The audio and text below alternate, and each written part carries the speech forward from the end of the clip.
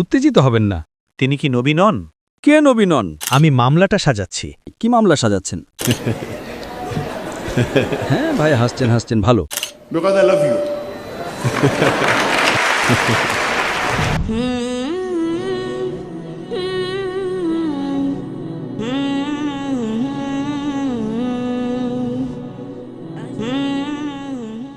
আমি সর্বদা এই সুযোগটির জন্য আকাঙ্ক্ষিত ছিলাম, কারণ আমি সাধারণত আপনাকে ইউটিউবে অনুসরণ করি।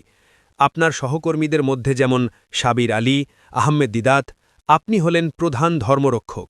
দুঃখিত, আমি মানব ইতিহাসের এই সময়ে আমি আপনাকেই প্রধান অ্যাপোলজিস্ট হিসেবে পেয়েছি, এবং আমি আজ এখানে এসেছি কারণ আমি বেশ নিশ্চিত যে আপনি আমার প্রশ্নের উত্তর ধর্মীয়ভাবে দেবেন।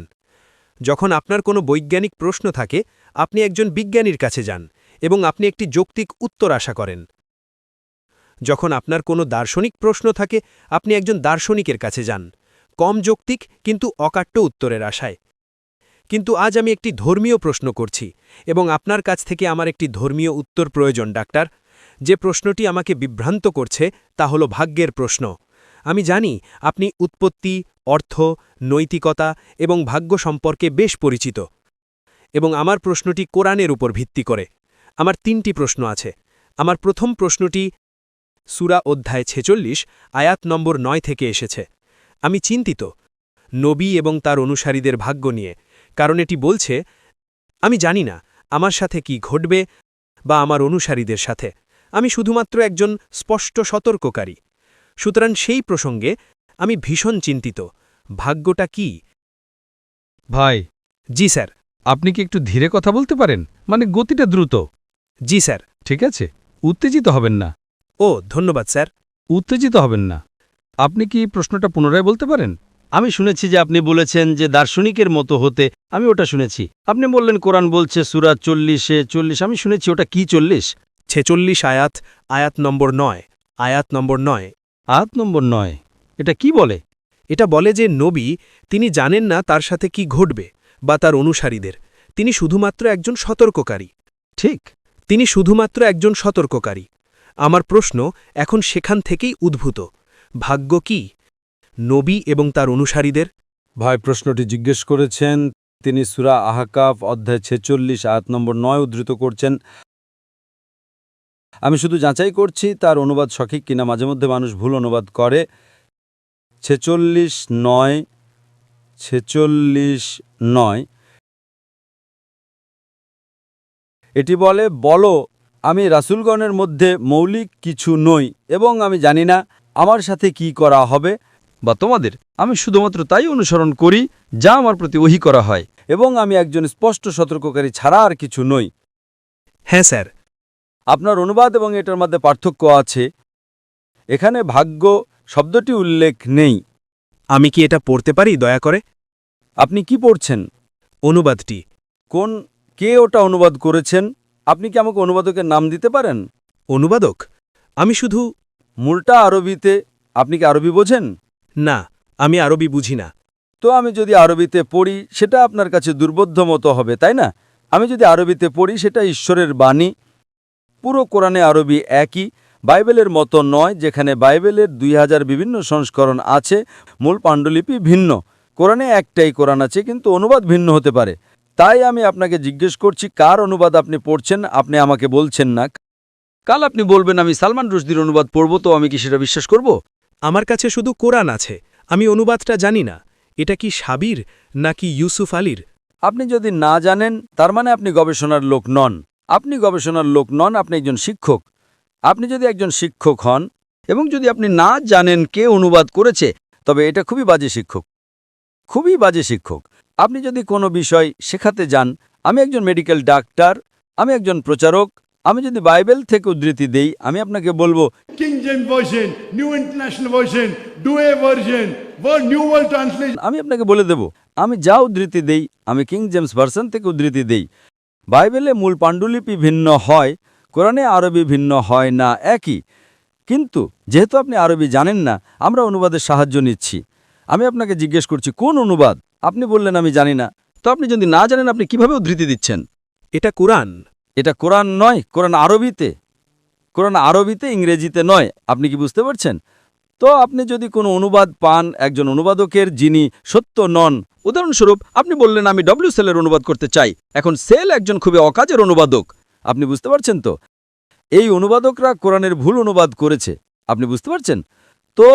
আপনি যদি একটা ভুল অনুবাদ পান এবং মানুষকে বিভ্রান্ত করার চেষ্টা করেন তবে আপনার ক্ষমা চাওয়া উচিত। তাই আপনি যদি অনুবাদকের নাম না জানেন তার মানে আপনার গবেষণা খুবই দুর্বল। আমি যার কথা উল্লেখ করছি তিনি হলেন আব্দুল্লাহ ইউসুফ আলী। আপনি কি বুঝতে পারছেন? বুঝতে পারছি, আমি এখানে যা উদ্ধৃতি দিয়েছি তা হলো আব্দুল্লাহ ইউসুফ আলী। আপনি কি বুঝতে পারছেন? বুঝতে পারছি। আপনি কোন অনুবাদকের উদ্ধৃতি দিচ্ছেন আপনি জানেন না, তাই আপনি বাড়ি যান এবং আপনার গবেষণা করেন। তাই শুধু আমি অনুবাদটা পড়ব, এটা নির্ভরযোগ্য অনুবাদ। বলুন স্যার। বলো, আমি রাসূলগণের মধ্যে নতুন কিছু নই এবং আমি জানি না আমার সাথে কি করা হবে। তার মানে তিনি জানেন না ভবিষ্যতে কি ঘটবে, ভাগ্য নয়। আমি শুধুমাত্র তাই অনুসরণ করি যা আমার প্রতি ওহী করা হয়। ঈশ্বর যা বলেছেন আমি তাই অনুসরণ করছি। ঈশ্বর যা বলেছেন আমি তাই অনুসরণ করছি এবং আমি একজন স্পষ্ট সতর্ককারী ছাড়া আর কিছু নই। এ আয়াতে কোনো সমস্যা নেই, তো এ আয়াতে সমস্যাটা কি? সমস্যাটা হলো দোদুল্যমানতা। নবী দোটানায় আছেন, তিনি অস্থির হয়ে পড়ছেন এবং বুঝতে পারছেন না তার সাথে কি ঘটবে। কোনো মানুষই জানে না। কোনো মানুষ নয়, এমনকি যীশুখ্রিস্টও জানেন না। এটা গসপেলে উল্লেখ আছে, বাইবেলে। কোনো মানুষ সেই প্রহরের সম্পর্কে জানে না, এমনকি ফেরেশতারাও না, এমনকি মানবপুত্রও না, ঈশ্বর ছাড়া। তো তার মানে যীশুখ্রিস্ট আলাইহিসসালাম তিনি কি একজন প্রতারক? না। যীশুখ্রিস্ট আলাইহিসসালাম বলেন যে আমি ভবিষ্যৎ জানি না। আপনি কি করবেন? আপনি কি করবেন? Stop. Boom. See? যীশুখ্রিস্ট আলাইহিসসালাম বাইবেলে বলেন আমি জানি না। এবং একজন মানুষ সবকিছু জানতে পারে না। কিছু জিনিস আপনি জানেন, কিছু জিনিস জানেন না। তার মানে যীশুখ্রিস্ট একজন মানুষ ছিলেন, নবী মুহাম্মদ সাল্লাল্লাহু আলাইহি ওয়াসাল্লাম একজন মানুষ ছিলেন, দুজনেই ঈশ্বর ছিলেন না। ঈশ্বর বলতে পারেন না আমি জানি না। তো এটা নবী মুহাম্মদ বলছেন। ঠিক, প্রত্যেক মানুষ বলতে পারে না যে না আমি সবকিছু জানি। সে একজন বোকা, সে মানুষকে ধোঁকা দিচ্ছে। এবং নবী মুহাম্মদ সাল্লাল্লাহু আলাইহি সাল্লাম, নবী মুহাম্মদ সাল্লাল্লাহু আলাইহি ওয়াসাল্লাম ওটা বলেছেন, নবী যিশু বাইবেলে বলেছেন। সমস্যাটা কি যদি তারা না জানে? তারা মানুষ। একজন মানুষকে ভবিষ্যৎ জানতে হবে না। সমস্যা, আপনি কি আমাকে বলতে পারেন কোনো মানুষ সবকিছু জানে? না। তার মানে আপনি বৈজ্ঞানিক নন, আপনি যৌক্তিক নন, আপনি বাইবেল জানেন না, আপনি কোরআন জানেন না। আপনি এখন কি করবেন? তিনি কি নবী নন? দুঃখিত, তিনি কি নবী নন? কে নবী নন? নবী সবকিছু জানেন না। এখানে পরিষ্কারভাবে উল্লেখ আছে আমি শুধুমাত্র তাই অনুসরণ করি যা আমার প্রতি ওহী করা হয়। নবী শুধুমাত্র সেই বিষয়গুলো জানেন যা সর্বশক্তিমান ঈশ্বর প্রকাশ করেন। সুতরাং এমন কিছু জ্ঞান আছে যা কোনো মানুষ জানে না, কিন্তু সর্বশক্তিমান ঈশ্বর একজন নবীকে বলেন, নবী মুহাম্মদ সাল্লাল্লাহু আলাইহি সাল্লাম কিংবা নবী, তো সেই জ্ঞান যা ভাই, আমি আপনার সাথে কথা বলছি, আমি আপনাকে উত্তর দিচ্ছি আর আপনি নিচের দিকে তাকাচ্ছেন আমি শুনছি স্যার। এবং আপনি অন্য কিছু পড়ছেন। না না না, শুধু কোরআন। আমি কোরআনের দিকে তাকাচ্ছিলাম স্যার। না, তবে আমার দিকে তাকান, আমি উত্তর দিচ্ছি। আমি মনোযোগ দিয়ে শুনছি স্যার। দুটি কাজ একসাথে করতে পারেন না। দুঃখিত স্যার, সমস্যা নেই। তো সর্বশক্তিমান ঈশ্বর, রাসূলগণ হলেন সর্বশক্তিমান ঈশ্বরের মনোনীত মানুষ। মনোনীত মানে তারা অসাধারণ, তারা মানুষ, তাদের মানবিক গুণাবলী আছে, কিন্তু তারা অসাধারণ। সর্বশক্তিমান ঈশ্বর তাদের সাথে কথা বলেন। তো যদি সর্বশক্তিমান ঈশ্বর কোনো রাসূলকে কোনো জ্ঞান দেন তার কাছে সেটা থাকে। তার কাছে সব জ্ঞান নেই, সব জ্ঞান শুধুমাত্র ঈশ্বরের আছে। পৃথিবীর কোনো মানুষের সব জ্ঞান নেই, এমনকি যীশুখ্রিস্ট আলাইহিস সালাম, এমনকি মুহাম্মদ সাল্লাল্লাহু আলাইহি সাল্লাম তারও না। যা কিছু ঈশ্বর তাদের কাছে প্রকাশ করেন তারা তা জানে। সেটাই এখানে বলা হচ্ছে, যা আমার কাছে প্রকাশ করা হয় আমি বলি। তো কিন্তু যদি তারা এমন কিছু জানে যা ঈশ্বর তাদের সাথে সরাসরি বলেন, তাদের রাসূল বলা হয়। তারা সাধারণ মানুষের ঊর্ধ্বে, তারা মানুষ, কিন্তু তারা শ্রেয়, কারণ ঈশ্বর তাদের কাছে সরাসরি ওহী পাঠান। ঈশ্বর আপনার আমার কাছে সরাসরি ওহী পাঠান না। আপনি বুঝতে পারছেন স্যার? তো রাসূলগণ হলেন মানুষের মধ্যে থেকে মনোনীত ব্যক্তি। যেমন যিশু তার উপর শান্তি বর্ষিত হোক, যেমন মুসা তার উপর শান্তি বর্ষিত হোক, যেমন নবী মুহাম্মদ সাল্লাল্লাহু আলাইহি ওয়াসাল্লাম তার উপর শান্তি বর্ষিত হোক। ঈশ্বর তাদের সাথে কথা বলেন, ঈশ্বর মানবজাতিকে পথ দেখানোর জন্য তাদের বার্তা দেন। কিন্তু তার মানে এই নয় যে তারা সবকিছু জানেন। তো এটা একটা ভুল ধারণা। আশা করি এটা পরিষ্কার হয়েছে। ঈশ্বরের সকল রাসূল তাদের ইলমে গায়েব নেই। ঈশ্বর যা তাদের বলেন, ঈশ্বর হয়তো তাদের কিছু বিষয় বলেন। ঠিক আছে, এখন কয়েক বছর পরে রোম জিতবে বা রোম পরাজিত হবে। ঠিক আছে, ঈশ্বর তাকে বলেছেন, তাই তার জ্ঞান আছে, কিন্তু সব কিছু নয়। আশা করি এটা প্রশ্নের উত্তর দিয়েছে। ধন্যবাদ, স্বাগতম। দ্বিতীয় প্রশ্নটি। ঠিক আছে, আমার 3টি প্রশ্ন আছে স্যার। আমি আপনাকে দেব, কোনো সমস্যা নেই। আমি আপনাকে ভালোবাসি, আমিও আপনাকে ভালোবাসি। সাধারণ নিয়ম হলো একবারে একটা প্রশ্ন, কিন্তু যেহেতু আমি আপনাকে ভালোবাসি আমি আপনাকে দ্বিতীয় প্রশ্ন করার সুযোগ দেব, সমস্যা নেই। ধন্যবাদ স্যার, আপনাকে স্বাগতম। আমাকে উদ্ধৃতি দেওয়ার অনুমতি দিন, তবে কোরআন থেকে উদ্ধৃতি দেওয়ার মতো আমি কোনো বিশেষজ্ঞ নই। আমি অনেকবার শুনেছি যখন আপনি উত্তর পাওয়ার চেষ্টা করেন খ্রিস্টানদের কাছ থেকে যীশুখ্রিস্টের ঈশ্বরত্ব সম্পর্কে, আপনি সবসময় বলেন যে আপনি এমনকি প্রতিজ্ঞা করেন যে যদি কোনো খ্রিস্টান আপনাকে একটিও স্পষ্ট বাক্য দিতে পারে, অস্পষ্ট নয় এমন, অস্পষ্ট নয় এমন, একদম স্বচ্ছ, আপনি বলেন আপনি খ্রিস্টান হয়ে যাবেন। আমাকেও একই মানদণ্ড ব্যবহার করার অনুমতি দিন, ঠিক সেই হুবহু শব্দের মানদণ্ড যা আপনি সাধারণত খ্রিস্টানদের জিজ্ঞেস করেন। ড জাকির নায়েক, দয়া করে আমাকে কোরআন থেকে দেখান ঠিক এই শব্দগুলো যেখানে যীশু আলাইহিসসালাম বলেছেন আমি একজন নবী, আমি শুধুই একজন নবী, আমার ইবাদত করো না। কোরআন থেকে একটি স্পষ্ট বা দ্ব্যর্থহীন উক্তি। ঠিক আছে, কোরআনের সূরা ইমরান অধ্যায় 3 আয়াত 49 উল্লেখ আছে, যিশু আলাইহিসসালাম রাসূল হিসেবে প্রেরিত হয়েছিলেন বনি ইসরায়েলদের জন্য। It's mentioned in Surah Saf, chapter number 61, verse number 6. যে আমি বনি ইসরায়েলদের জন্য রাসূল হিসেবে প্রেরিত হয়েছি। প্রথম অংশ আমি শেষ করেছি, দ্বিতীয় অংশ বলো যে আমার ইবাদত করো না। ঠিক আছে, সেটাও আছে। It is mentioned in Surah Ma'idah, chapter number 5, verse number 73. لَقَدْ كَفَرَ الَّذِينَ قَالُوا إِنَّ اللَّهُ هُوَ الْمَسِيحُ ابْنُ مريم. তারা কুফরি করছে, তারা ধর্মদ্রোহিতা করছে, যারা বলে মরিয়ম পুত্র যিশুই আলাইহিসসালাম আল্লাহ। وقال المسيح কিন্তু খ্রিস্ট আলাইহিসসালাম বলেছেন اعبدوا الله worship الله ربي وربكم. আল্লাহর ইবাদত করো যিনি আমার প্রভু এবং তোমাদের প্রভু। إنه من يشرك بالله যে কেউ আল্লাহর সাথে শরীক করে فقد حرم عليه الجنة আল্লাহ তার জন্য জান্নাত হারাম করে দেবেন ومأواه النار وما للظالمين من أنصار. এবং আগুন হবে তার থাকার জায়গা এবং পরকালে তার কোনো সাহায্যকারী থাকবে না। আমি আপনার চ্যালেঞ্জ পূরণ করেছি, কিন্তু ভাই আপনাকে বলি, যদি কেউ বলে আমি একজন নবী, তবে এটা বলার দরকার নেই যে আমার ইবাদত করো না। আমি যদি বলি আমি একজন মানুষ, আমাকে বলতে হবে না যে আমার পূজা করো না। মানুষের গুণ তো খোদা হওয়া নাই, নবী মানেই তিনি খোদা নন। তাই এটা বলা বোকামি যে দেখো আমি একজন নবী, আমার ইবাদত করো না। আমি আপনার আবদার পূরণ করেছি। Because I love you. কিন্তু আপনার চ্যালেঞ্জটা অযৌক্তিক। আপনি যদি বলেন আমাকে যে কোনো জায়গায় দেখান যে তিনি বলছেন তিনি একজন নবী, ব্যাস শেষ। বুঝতে পারছেন তো? তখন আমাকে আর বলতে হবে না যে আমার ইবাদত করো না। কিন্তু আমি আপনাকে দুটোই দেখিয়েছি। Because I love you. I love you. শেষ প্রশ্ন স্যার, যদি আমাকে অনুমতি দেন, কোরআনের এই ভিত্তির উপর নির্ভর করে আমাকে এই প্রশ্নটি করার অনুমতি দিন। কোরআন পড়ে আমি বলেছিলাম এবং আমি ক্ষমা চাইছি আমি কোনো বিশেষজ্ঞ নই, আমি বিশেষজ্ঞ হওয়ার দাবি করি না।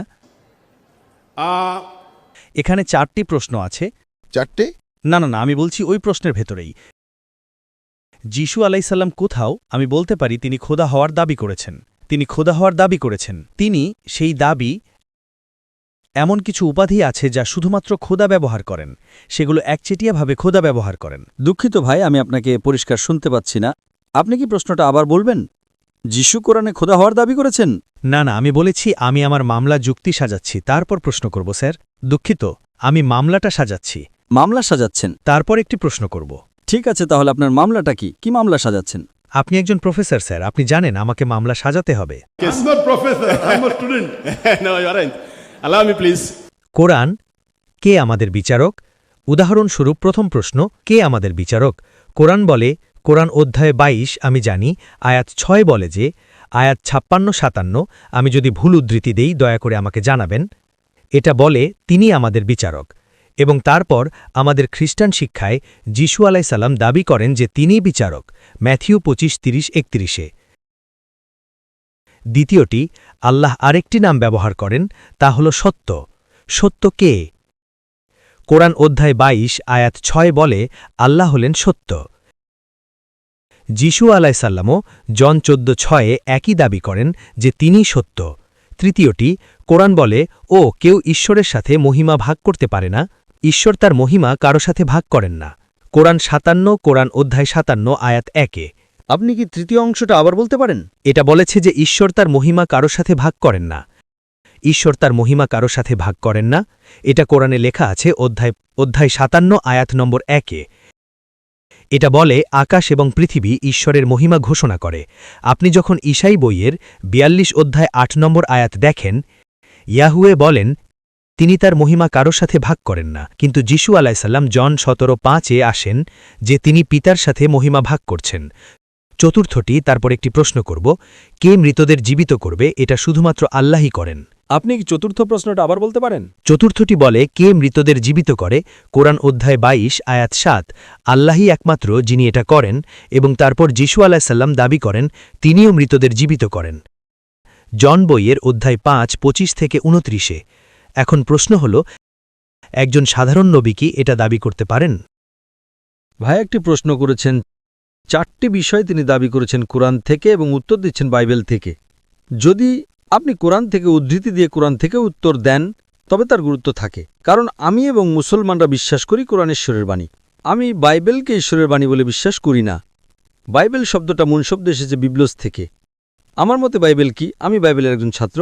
বাইবেলে সর্বশক্তিমান ঈশ্বরের কিছু কথা আছে, নবীদের কথা আছে, ঐতিহাসিকদের কথা আছে, আবার পর্নোগ্রাফিও আছে। পর্নোগ্রাফি উদাহরণস্বরূপ, যদি আমাকে পাবলিকের সামনে ইজিকিয়া ২৪ অধ্যায় ২৪ আয়াত ২৪ পড়তে বলেন, এবং এমনকি যদি আপনি $1 মিলিয়ন দেন, যদি আপনি ডাক্তার জাকিরকে বলেন বাইবেল ২৪ অধ্যায় ২৪ আয়াত ২৪ পড়ো, আমি $1 মিলিয়ন দেব, Not shillings, huh? Million shilling, $1 million. সেটা ১২৯ মিলিয়ন কেনিয়ান শিলিংয়ের সমান। যদি আপনি সেটা আমাকে দেন, আমি পড়ব না। অন্যরা হয়তো আপনি পড়তে পারেন, আমি পারব না, কারণ এটা পর্নোগ্রাফি। আমি যদি বিশাল সমাবেশে পর্নোগ্রাফি পড়ি, আমি পাপী হব। আমি $1 মিলিয়ন নিয়ে পাপী হতে চাইব না। তাই বাইবেল একটা মিশ্রণ। না স্যার। যদিও কোরআন থেকে উদ্ধৃতি দিচ্ছেন যা ঈশ্বরের বাণী, এবং উত্তর দিচ্ছেন আমার একটা বই থেকে যাতে পর্নোগ্রাফির মিশ্রণ আছে। যাই হোক, আমি উত্তর দেব। যেহেতু আমি একজন ছাত্র, আমি উত্তর দেব। আপনার প্রথম প্রশ্ন, কোরআন বলছে আল্লাহ বিচারক। হ্যাঁ, তো যে কেউ বিচারক হলেই কি খোদা হয়ে যায়? কেনিয়াতে কতজন বিচারক আছেন? কেনিয়াতে কতজন বিচারক আছেন? অন্তত ১০০-২০০, ঠিক? তারা সবাই কি খোদা হয়ে যান? হ্যাঁ, কিছু তো আছে। আল্লাহ কি বলছেন? মালিকি ইয়াউমিদ্দিন। বিচার দিবসের বিচারক, এবং যীশুখ্রিস্ট আলাইহিসসালাম বিচার দিবসের বিচারক নন। বিচারক, আমি যদি কোনো মামলা শুনি, যদি দুজন মানুষ মারামারি করে, আমি রাখি, আমি মাঝখানে হাসি এবং একটা রায় দিই, আমি বিচারক হয়ে যাই। আমি কি খোদা হয়ে যাই? ওটা আপনার বোকামির বোঝাপড়া। কতজন বিচারক? আপনি জানেন কেনিয়াতে কতজন বিচারক আছেন? অন্তত ৫০০ বিচারক, ঠিক না? অনেক আছে। অনেক মানে তারা সবাই খোদা হয়ে যায়? হ্যাঁ ভাই, হাসছেন, ভালো। এটা ভালো লক্ষণ। তার মানে আপনি আপনার ভুল বুঝতে পেরেছেন। প্রথম উত্তর দেওয়া হলো। দ্বিতীয় প্রশ্নে আপনি বললেন যে আল্লাহ হলেন সত্য। ঠিক আছে, 2 + 2 = 4। ভাই, আমি বলছি জাকির কি সত্যবাদী নাকি না? 2 + 2 = 4। আমি কি সত্যবাদী নাকি আমি মিথ্যে কথা বলছি? এটা সত্য। আমি কি খোদা? আপনি ঠিক। আমি কি খোদা হয়ে যাই? না। যাই হোক, আমি উত্তর দেব। আপনি যা উদ্ধৃতি দিচ্ছেন তা হল গসপেল অব জন অধ্যায় 14 আয়াত 6। আমি পথ, সত্য আর জীবন, আমার মাধ্যমে ছাড়া কেউ পিতার কাছে আসতে পারে না। আপনি কি প্রসঙ্গটা জানেন? আমাকে জানান। আপনি বললেন আপনি বাইবেলের একজন স্কলার, ঠিক? আমি বলি আমি একজন ছাত্র। না, বাইবেলের। হ্যাঁ। আপনি শিক্ষক না। ও, ওটার মধ্যে পার্থক্য আছে। শিক্ষক, একজন স্কলার, এবং হ্যাঁ। আপনি শিক্ষক না। হ্যাঁ। আপনি বাইবেলের শিক্ষক না, আমি বলেছি আমি পেশায় একজন শিক্ষক, কিন্তু আমি বাইবেল শিক্ষার একজন ছাত্র। ঠিক আছে, কিন্তু আপনি বাইবেলের শিক্ষক হিসেবে জানেন। হ্যাঁ, আমি জানি স্যার। ও, আপনি বাইবেল শেখান এবং আপনি একজন ছাত্র। আপনি শিক্ষক এবং ছাত্র উভয়ই। ঠিক আছে। হ্যাঁ, আমি তাই। আপনি কি প্রসঙ্গটা জানেন? আপনি গসপেল অব জন অধ্যায় 14 আয়াত 6 উদ্ধৃতি দিলেন। আমি আমার মস্তিষ্ক থেকে বলছি। আপনি কি প্রসঙ্গটা জানেন? আপনি কি 1 নম্বর আয়াত জানেন? হ্যাঁ, আমি জানি। ঠিক আছে, ওটা কি বলে? ওটা বলে যে আমি চাচ্ছি, আমি তোমাদের জন্য একটি জায়গা প্রস্তুত করতে চাচ্ছি। না, 1 নম্বর ওটা বলে না। 1 নম্বর কি বলে? আপনি বাইবেল খুলতে পারেন, আমি বলবো। আপনি বাইবেল খুলুন, আমি আমার মাথা থেকে বলবো। খুলুন। আপনি আমাকে উদ্ধৃতি দিতে সাহায্য করতে পারেন। আমি আপনাকে সাহায্য করতে পারি। আপনি একজন শিক্ষক, আমি একজন ছাত্র।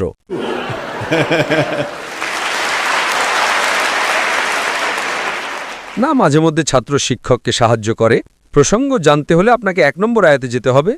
গসপেল অব জন অধ্যায় 14 আয়াত 1 বলে, যীশুখ্রিস্ট আলাইহিস সালাম বলেন, যদি তোমরা বিচলিত হও, বিচলিত হইও না। যদি তোমরা ঈশ্বরে বিশ্বাস করো, তবে আমাতেও বিশ্বাস করো। ওটা আয়াত 1। এটা চলতে থাকে। আমার পিতার বাড়িতে, সেখানে আমার পিতার প্রাসাদে অনেক কক্ষ আছে। যদি তা না হতো আমি তোমাদের বলতাম না। পরের আয়াত, আমি সেখানে যাই তোমাদের জন্য একটি স্থান প্রস্তুত করতে, কারণ আমি যেখানে যাই তোমরা জানো। Then Thomas comes. তারপর থমাস আসে, আয়াত 4। তোমরা জানো আমি কোথায় যাই। থমাস, আপনি থমাসকে চেনেন? হ্যাঁ, আমি তাকে চিনি। থমাস আয়াত 5 বলে, আমি জানি না তুমি কোথায় যাও, আমাকে পথ দেখাও। তখন যীশুখ্রিস্ট আলাইহিস সালাম বলেন, আয়াত 6, গসপেল অফ জন অধ্যায় 14, আমি পথ, সত্য এবং জীবন, কেউ আমার মাধ্যম ছাড়া পিতার কাছে আসতে পারে না। আমি এটার সাথে একমত।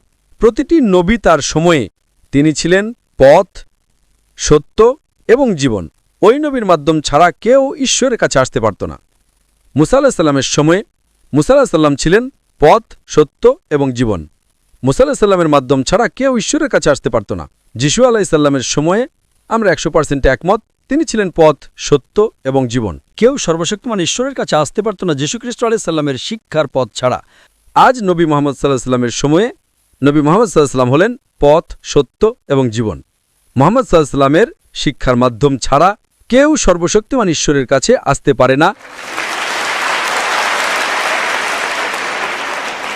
প্রতিটি রাসূল তার সময়ে তিনি ছিলেন পথ। সমস্যা কোথায়? What is the problem? তিনি কোথায় বলছেন আমি খোদা? সমস্যাটা কি? দ্বিতীয়টার উত্তর দেওয়া হলো। তৃতীয় উত্তর দেওয়া হয়েছে কি না? এমনকি আমি সত্য কথা বলি, তাই বলে কি আমি খোদা হয়ে যাই? না। প্রশ্ন নম্বর 3, কেউ ঈশ্বরের মহিমা ভাগ করতে পারে না। ঠিক, সত্য স্যার। কেউ ভাগ করতে পারে না যতক্ষণ না ঈশ্বর কাউকে দেন। যদি ঈশ্বর তার ক্ষমতা দেন, তার ক্ষমতার অংশবিশেষ, উদাহরণস্বরূপ মৃতকে জীবিত করা। ওটা পরের প্রশ্ন, বা যাই হোক, ঈশ্বর অলৌকিক কাজ করেছেন। আপনারা জানেন মুসা আলাইহিস সালাম সাগর ভাগ করেছিলেন। কে করেছিলেন? মুসা আলাইহিস সালাম করেছিলেন। মুসা আলাইহিস সালাম সাগর ভাগ করেছিলেন। কে করেছিল? মুসা। তিনি শক্তিশালী ছিলেন? তার কি ঈশ্বরের ক্ষমতা ছিল? ঈশ্বর মুসা আলাইহিস সালামের মাধ্যমে একটি অলৌকিক কাজ করেছিলেন। আপনি কি বুঝতে পারছেন? আপনি বুঝতে পারছেন কি না? আমি বুঝতে পারছি স্যার। সাগর ভাগ করা। তাই যত অলৌকিক কাজ করা হয়েছিল তা নবী করেননি, তা করেছিলেন সর্বশক্তিমান ঈশ্বর। কোরআন সেটা বলে এবং বাইবেল সেটা বলে। তাই যত অলৌকিক কাজ করা হয়েছিল তা ঈশ্বরের দ্বারা রাসূলের মাধ্যমে করা হয়েছিল। ওটা আপনার 4টে প্রশ্নের উত্তর দেয়। এবং পঞ্চম প্রশ্ন, মৃতকে জীবিত করার। এবং যদি আপনি বলেন মৃতকে জীবিত করা তাকে খোদা বানায়, যীশুখ্রিস্ট আলাইহিস সাল্লাম কি করেছিলেন? একটি মৃত মানুষকে জীবিত করেছিলেন। ঠিক, কোরআন সেটা বলে, বাইবেলও সেটা বলে। মুসা আলাইহিস সালাম কি করেছিলেন? তিনি একটি লাঠি ছুঁড়েছিলেন। তিনি উদ্ভিদ জগৎকে প্রাণী জগতে রূপান্তর করলেন। লাঠিটি একটি সাপ হয়ে গেল। কোনটা বড় অলৌকিক কাজ? উদ্ভিদ জগৎ থেকে একটি লাঠি প্রাণী জগতে জীবন দিলেন এবং জগৎও পরিবর্তন করলেন। বড় অলৌকিক কাজ। এটা কি তাকে খোদা বানায়? না। অলৌকিক কাজ কোনো পরীক্ষা নয়। যীশু খ্রিস্ট আলাইহিস সালাম বলেন, অনেক ভণ্ড খ্রিস্ট এবং ভণ্ড নবী আসবে। গসপেল অফ ম্যাথিউ অধ্যায় 24 আয়াত 24, অনেক ভণ্ড খ্রিস্ট এবং ভণ্ড নবী আসবে, এবং যদি সম্ভবত তাহলে তারা খুব নির্বাচিতদেরও ধোঁকা দিত। তাই অলৌকিক কাজ কোনো পরীক্ষা নয়। তার মানে আপনি আপনার বাইবেল পড়ছেন না। অলৌকিক কাজ কোনো পরীক্ষা নয়। যত অলৌকিক কাজ করা হয়েছিল তা সর্বশক্তিমান ঈশ্বরের দ্বারা রাসূলগণের মাধ্যমে করা হয়েছিল। Hope that answers all your 4 questions. কৃতজ্ঞ। তো 6টি প্রশ্নের উত্তর দেওয়া হলো, প্রথম 2টি এবং পরের 4টি। হ্যাঁ, শেষটা। আমরা অন্য মানুষদের সুযোগ দেব। আমি আপনাকে ভালোবাসি তার মানে এই নয় যে অন্যরা বলবে যে ডক্টর জাকির অবিচার করছেন। একজন মানুষকে 6টি প্রশ্ন করার সুযোগ দিচ্ছেন। আমি আপনাকে ভালোবাসি, এটা আলাদা, কিন্তু তখন অন্যরা আমাকে দোষারোপ করা শুরু করবে।